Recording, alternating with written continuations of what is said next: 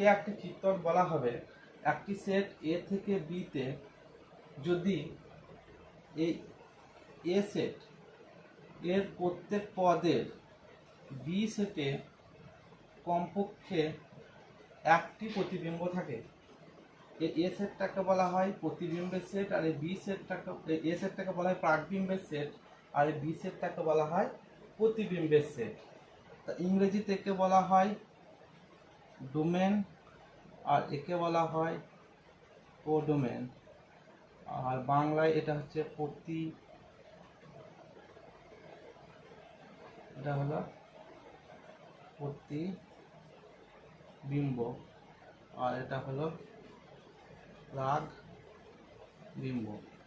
তার প্রতিবিম্বের সেট এটা, আর এটা হলো প্রাকবিম্বের সেট। তার সংজ্ঞাটা কি বলছে, এ সেটের প্রত্যেক পদের যেন বি সেটে কমপক্ষে একটি প্রতিবিম্ব থাকে। মানে এই যে প্রত্যেক পদ আছে, এই প্রত্যেক পদ যেন বি সেটের কোনো না কোনো পদের সাথে যুক্ত হয়।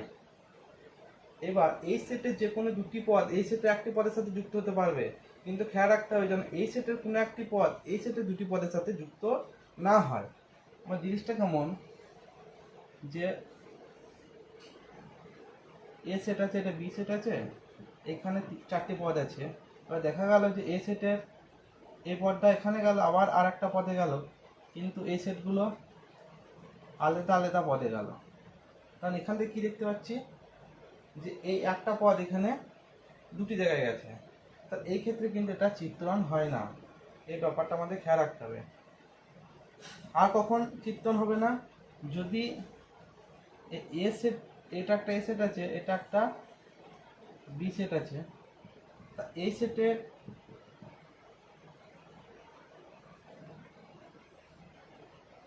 সেটে কোনো একটা পদ যদি বি সেটের কোনো একটা পদের সাথে যুক্ত হতে না পারে, তখন এই ক্ষেত্রেও চিত্রণ হয় না। তা কোন দুটি ক্ষেত্রে চিত্রণ হবে না, যদি একটি পদ দুটি পদে চলে যায়, বা এই সেটের কোনো একটা পদ যদি এই সেটে কারোর সাথে যুক্ত হতে না পারে, এমন ক্ষেত্রে চিত্রণ হয় না। তো চিত্রণের ডেফিনেশনে কি পেলাম, যে এ সেটের প্রত্যেক পদ বি সেটের কমপক্ষে একটি পদের সাথে যুক্ত হলেই তখন তাকে বলা হয়, এই এফটাকে বলা হবে একটি চিত্রণ। এবার চিত্রণের প্রকারভেদটা সম্পর্কে আমরা জানবো। এই চিত্রণ কয় প্রকারের হয়। চিত্রণ সাধারণত মেনলি আমাদের এখানে 4 প্রকারের হয়। প্রথমটাকে বলা হয় 1-1, দ্বিতীয় প্রকারটা হলো 1-1-1-2, মিনি 1, আর ইনটু।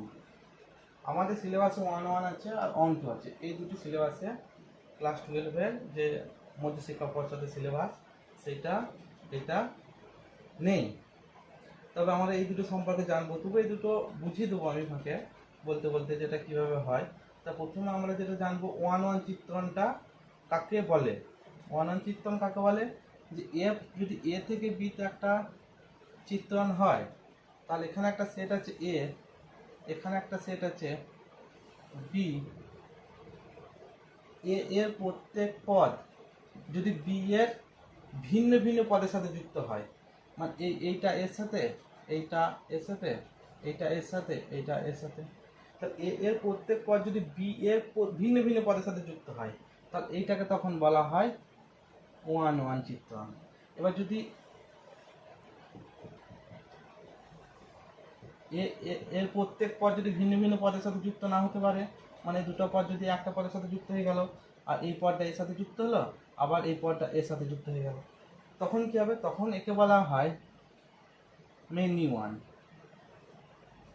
তাহলে এটা গেল 1-1, এটা গেল মেনি 1, একটার সাথে যুক্ত হচ্ছে সেই জন্য 1-1। এখানে দুটো একের বেশি হয়ে গেছে, মানে মেনি পদ একটা পদের সাথে যুক্ত হচ্ছে, সেই জন্য এটা হয়ে গেল মেনি 1। তাহলে 1-1 কখন বলবো, যদি এর প্রত্যেক পদে যদি ভিন্ন ভিন্ন প্রতিবিম্ব থাকে, তখন তাকে বলা হয় 1-1। আর যদি এর একের বেশি পদে যদি একটা প্রতিবিম্ব হয়ে যায়, মানে অনেকগুলি পদ যদি একটা পদে যায়, তখন তাকে বলা হয় মেনি 1 চিত্রণ। তাহলে এক চিত্রণ আর মেনি 1 চিত্রণ সম্পর্কে বুঝলাম।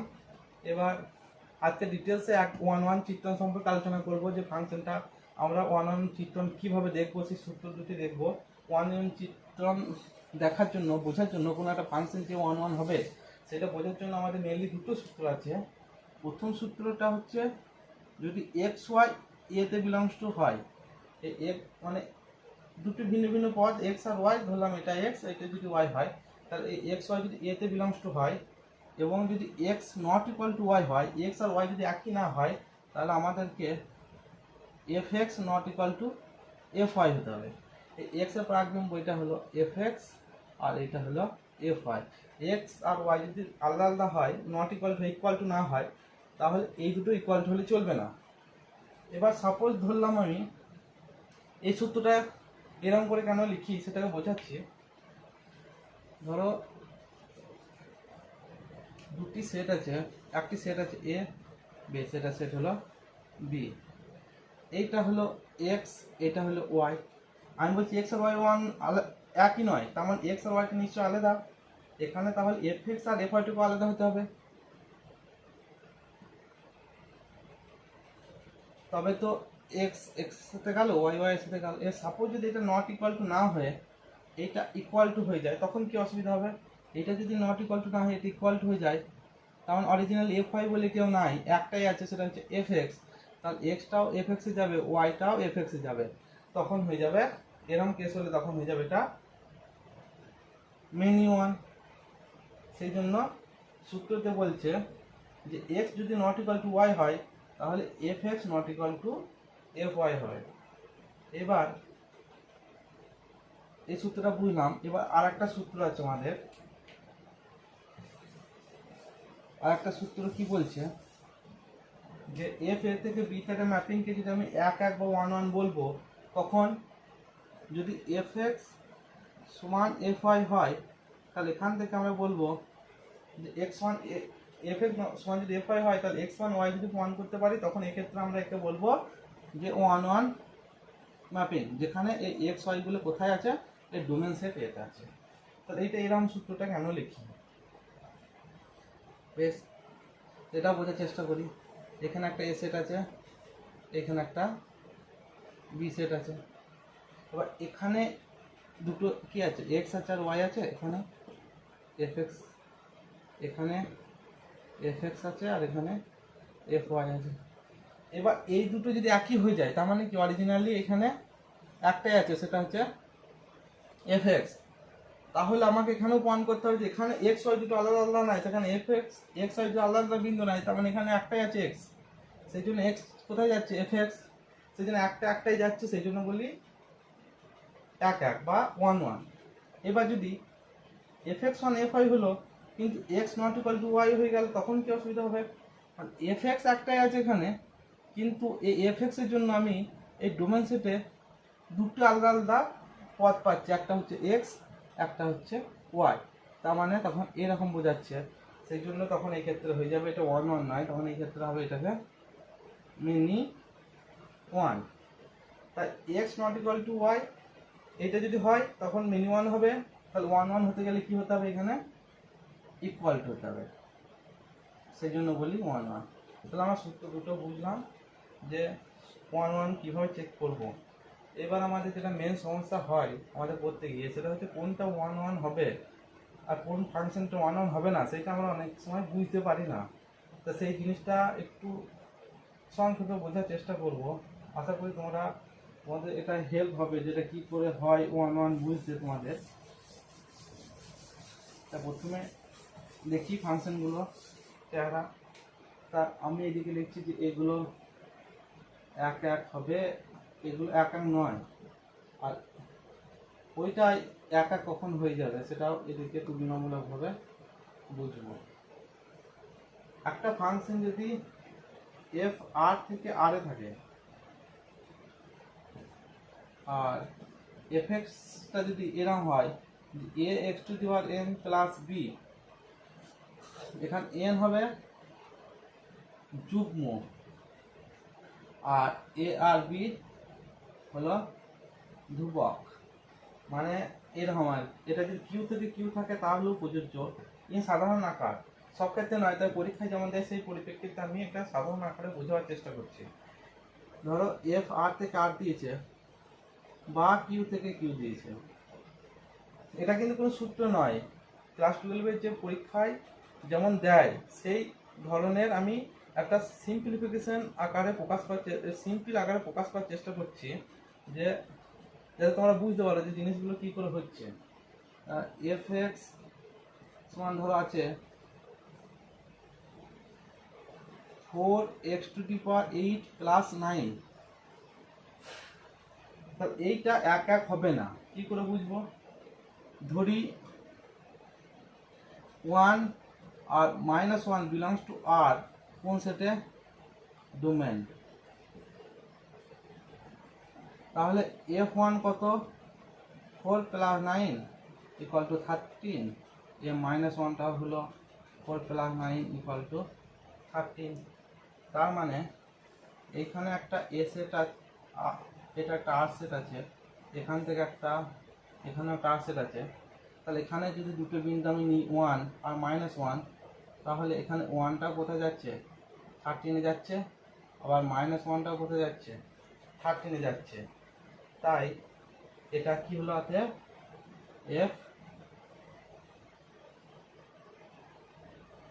1 1 9। এবার এটাকে বোঝার চেষ্টা করবো। এটা যদি এখানে আমি লিখি f n to n fx সমান এইরকম আকারে যদি থাকে, এখানে এনটা যা কিছু হতে পারে, যে কোনো পূর্ণ সংখ্যা, যুগ্ম অযুগ্ম কোনো ব্যাপার নেই, এন থেকে এন যদি বলে, তাহলে এইগুলো এই ক্ষেত্রে সাধারণত সব ক্ষেত্রেই এক এক হয়ে যাবে। কারণ আমি এই এন মানে কত থেকে শুরু হয়? 1 2 3 4 ডট ডট ডট। তাহলে এই এখানেও আছে কত? এন। তা এই 1 2 3 4 যত ভিন্ন ভিন্ন বিন্দু এক্স এর জায়গায় আমি বসাবো, প্রত্যেক বিন্দুতে আলাদা আলাদা ভ্যালু পাবো। মানে 1টা এই একটা পদে যাবে, 2টা একটা পদে যাবে, 3টা একটা পদে যাবে, 4টা একটা পদে যাবে, এইভাবে যাবে। সেই জন্য n টু n যদি বলে, এরকম বহুপদী রাশিমালা দিয়ে যদি n টু n দিয়ে দেওয়া থাকে, তাহলে সেই ক্ষেত্রে সব ক্ষেত্রেই সাধারণত এক এক হয়ে যায়। আর যদি আর থেকে আর থাকে বা কিউ থেকে কিউ থাকে, তখন যদি এরকম থাকে, যদি এক্স এর পাওয়ারে যুগ্ম ঘাত থাকে, তখনই সাধারণত এক এক হয় না। আশা করি সকলে বুঝতে পেরেছে যে কেন হয় না। এবার এখানে আর একটু বোঝানোর জন্য আমি বলে দিচ্ছি, এখানে 8 পাওয়ার নিয়েছিলাম, 8-এর জায়গায় যদি এখানে আমি 178 পাওয়ারও নিই, তাহলে 1-এর জন্য কত হবে? তাহলে 13 হবে, আর এখানে -1-এর জন্য 13 হবে। এবার আমি যদি এইগুলোকেও চেঞ্জ করি, তাহলে কি হবে? এর প্লাস না দিয়ে -7 যদি দিই, তখন এটা হবে 2 - 7 ইকুয়াল টু -5। কারণ এটাও হবে 2 - 7 ইকুয়াল টু -5, আর এটাও তখন -5। তাহলে এই ক্ষেত্রে তখন এটা 1 1 9 হবে। ঠিক আছে?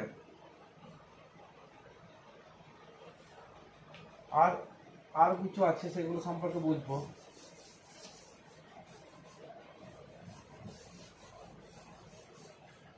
1 1 9 আর কখন বুঝবো? যদি fx সমান mod x থাকে, তখন আমি যদি এফটা কোথা থেকে কোথায়? আর থেকে আর, তাহলে f1 যদি নিই তাহলে mod 1 ইকুয়াল টু 1, -1 যদি নিই তাহলে mod 1 -1 সমান 1, যদি f2 নিই তাহলে mod 2 সমান 2, f-2 নিই তাহলে mod -2 সমান 2। এইভাবে তাহলে কি হচ্ছে? এখানে -1 আর এখানে 1, এখানে -2 আর 2, এই দুটি পদ। তাহলে 1টা এখানে 1-এ গেছে, -1টা 1-এ গেছে, 2টা 2-এ গেছে, -2টা 2-এ গেছে, আর 2টা 2-এ গেছে। তাহলে এই ক্ষেত্রে তখন এটা 1 1 হচ্ছে না। তাহলে কি বলবো? f 1 1 9। এবার এইটাকে যদি একটু মডিফাই করে দিই আমি, যে mod x এর জায়গায় mod x প্লাস x দিয়ে দিই যদি আমি, তাহলে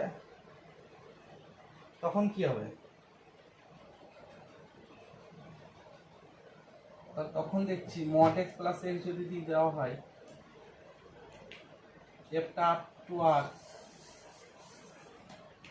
এফটা কি? এফটা up to r mod x plus x, তাহলে এফ আমি জিরো নিচ্ছি, তাহলে কত হলো mod zero plus zero equal to zero. F minus zero নিচ্ছি, তাহলে mod sorry f minus one নিচ্ছি, তাহলে mod minus one plus minus one সমান ওয়ান প্লাস মাইনাস ওয়ান সমান জিরো।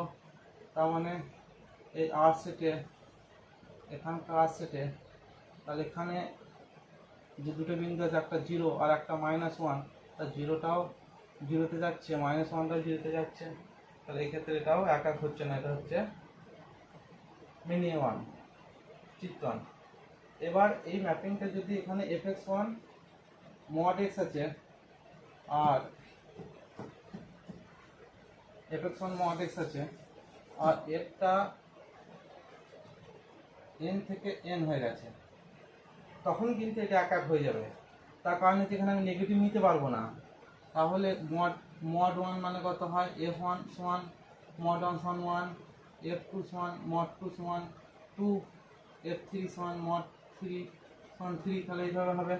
তাহলে এখানে যে এ সেটটা আছে, এই এন সেট, এখানে এন সেট, তাহলে এখানে ওয়ান বিন্দুটা এখানে ওয়ানে যাবে, এখানকার দুই বিন্দুটা এখানে দুয়ে যাবে, তিনটা তিনে যাবে, চারটা তাই যাবে, এইভাবে পাঁচ পাঁচে যাবে, ছয় ছয় যাবে, তাই এই ক্ষেত্রে তখন এনটা এক এক হয়ে যাবে। এবার যেটা আর একটা উদাহরণ দিলাম আমরা, যে মড এক্স প্লাস এক্স দিয়ে আর থেকে আরে হচ্ছিল, তখন ওটা এক এক চিত্রণ হচ্ছিল না, তো এন থেকে এন হলে তখন এটা এক এক চিত্রণ হয়ে যাবে, তখন হয়ে যাবে এটা এক এক চিত্রণ হয়ে যাবে। ঠিক আছে, এবার মডুলার ফাংশন বুঝলাম।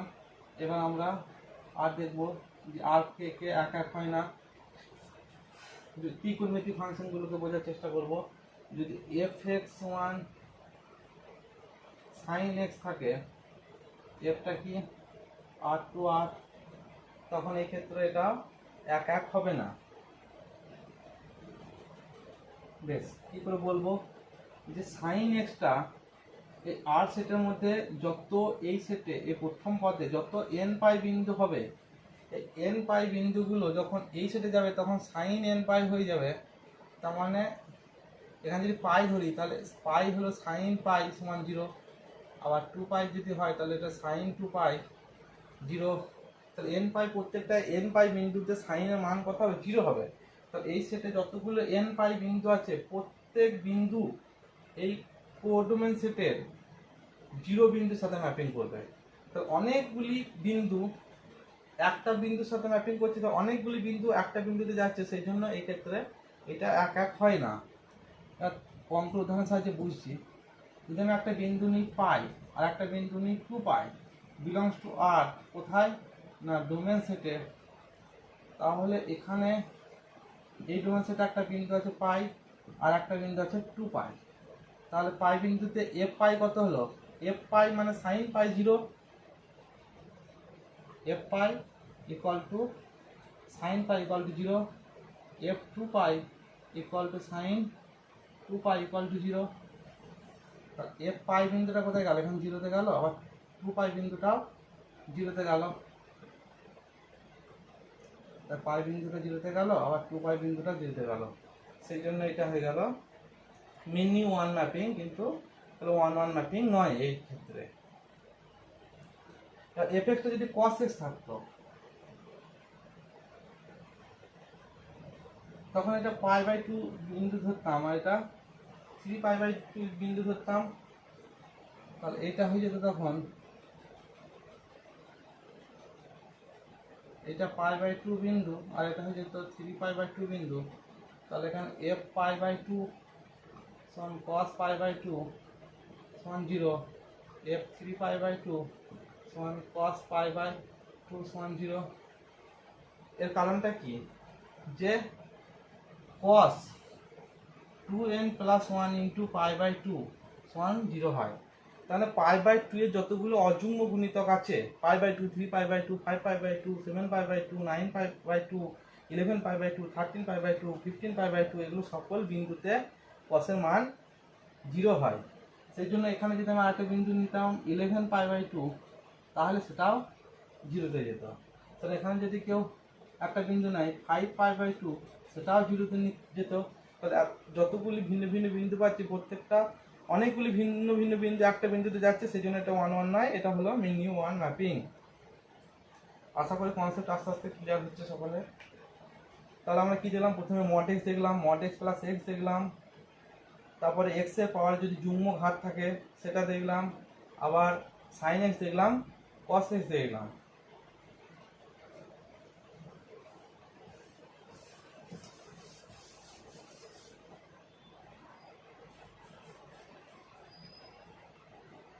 তাহলে 1 1 9 দেখলাম। এবার এক্সারসাইজে যখন আমরা অঙ্ক করবো তখন আমরা কোনগুলো 1 1 হবে সেগুলো বোঝার চেষ্টা করবো। অনেক ক্ষেত্রে 1 1 হবে, যখন 1 1 হবে তখন অঙ্কগুলো করবো কীভাবে সেটা বুঝিয়ে দেওয়া।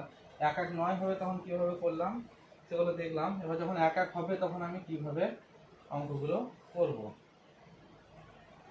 এবার ধরলাম একটা ফাংশন বলেছে এফ এন থেকে এন এফ এক্স সমান 3x। এইটা 1 1 হবে, কিন্তু আমি লিখবো কী করে পরীক্ষায়? তাহলে লিখবো, প্রথমে লিখবো ধরি X Y belongs to N. এটা কোন সেটে? ডোমেন সেটে, মানে এই প্রথম সেটে এক্স ওয়াই। সূত্র কি ছিল? X not equal to Y থেকে আমাকে প্রমাণ করতে হবে যে F X not equal to F Y, বা একটা কি যে F x one F Y ধরে দেবো, যে সেখান থেকে আমাকে প্রমাণ করতে হবে এক্স ওয়ান ওয়াই। তাহলে আমি প্রথমে এইটা দিয়ে প্রমাণ করে দেখাচ্ছি যে x one x not equal two যদি ওয়াই হয়, তাহলে আমি ওয়াই পক্ষে যদি 3 দিয়ে মাল্টিপ্লাই করি তাহলে নিশ্চয়ই এই দুটো নট ইকুয়াল টু ওয়াই হবে। তার 3x মানে কি? এফ এক্স, 3y মানে এফ ওয়াই। তাহলে x Y belongs to n এর জন্য আমি কি প্রমাণ করছি? X not equal to y হলে এফ এক্সটা not equal to F y হবে। তাহলে এফ 1 1। আমি এই সূত্রতে যদি প্রমাণ করি তাহলে করা যাবে। তাহলে এফ এক্স সমান এফ ওয়াই, এখান থেকে কি লিখতে পারি? 3x সমান 3y, এখান থেকে লিখতে পারি এক্স সমান ওয়াই। তাহলে এক্ষেত্রে আমি প্রমাণ করতে পারছি। কিন্তু এক্সামে যদি যাই তাহলে আমি যে কোনো দুটোর মধ্যে একটা সূত্র লিখবো, হয় এটা লিখবো না এটা লিখবো, কোনো অসুবিধা নেই। এবার এইটা যদি দিয়ে দেয় mx প্লাস n, তখন কি করে করবো? তাহলে এখানে x এর সাথে কত মাল্টিপ্লাই হয়ে আছে? m। তাহলে y পক্ষে আগে m মাল্টিপ্লাই করে দেবো। আর mx not equal to my, যে কত প্লাস হয়ে আছে n, তাহলে উভয় পক্ষে n প্লাস করে দেবো। mx plus n not equal to my plus n। আর mx প্লাস n মানে fx, আর my প্লাস n মানে fy। আমি যদি এই সূত্রতে প্রমাণ করতে যাই তাহলে কত হবে? যে mx plus n equal to my plus n। এখানে n n ক্যান্সেল, তাহলে mx ইকুয়াল টু my। এখানে mটা নট ইকুয়াল টু 0 হতে হবে, কারণ আমি mটাকে কাটবো। mটা নট ইকুয়াল টু 0 না হলে mটাকে কাটা যাবে না। তাহলে m নট ইকুয়াল টু, তো mটা নট ইকুয়াল টু যেহেতু 0, তাহলে আমি mটাকেও কেটে দিতে পারি। তাহলে এখান থেকে কি লিখতে পারি? x1y। তাহলে এই ক্ষেত্রে এটা 1 1 হয়ে যাচ্ছে। আশা করি তোমরা কিভাবে কোনো ফাংশন 1 1 হবে বা 1 1 হবে না এটা আশা করি তোমরা সকলে বুঝতে পারছো। আজকে ভিডিওটা দেখার জন্য সকলকে ধন্যবাদ। এর পরবর্তী ক্লাসে আমি উপচিত্রণটি সম্পর্কে আলোচনা করব। তার পরবর্তী ক্লাসে আমরা বাইজেকশন সম্পর্কে দেখব। তারপরে যে এসএনদের বুকে যে এক্সারসাইজ আছে সেই এক্সারসাইজের আমি পরপর পার্ট অনুযায়ী ভিডিওটা দেওয়ার চেষ্টা করব। তো সকলের সঙ্গে থেকো, এবং সকলের যদি কোনো কিছু ব্যাপারে জানতে ইচ্ছা হয় বা কোনো জায়গায় যদি আমার কোনো ভুল ত্রুটি হয়ে থাকে তাহলে কমেন্ট বক্সে আমাকে জানাবে। আমি সেই সমস্ত সমস্যার সমাধান করার চেষ্টা করব। ধন্যবাদ।